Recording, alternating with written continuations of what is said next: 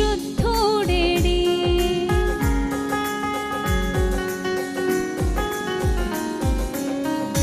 పాప పరిహారార్థం సిలువ మరణముందే తిరిగి లేచినట్టి దైవనరుడెవరు?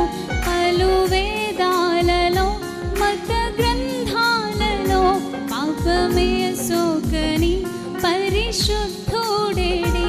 పాప పరిహారార్థం సిలువ మరణముందే తిరిగి లేచినట్టి దైవనరుడెవరు? నీలా పరిశుద్ధ దేవుడెవరున్నారయ్యా? నీవేగా గొప్ప దేవుడవో. నీలా పరిశుద్ధ దేవుడెవరున్నారయ్యా? నీవేగా గొప్ప దేవుడవో.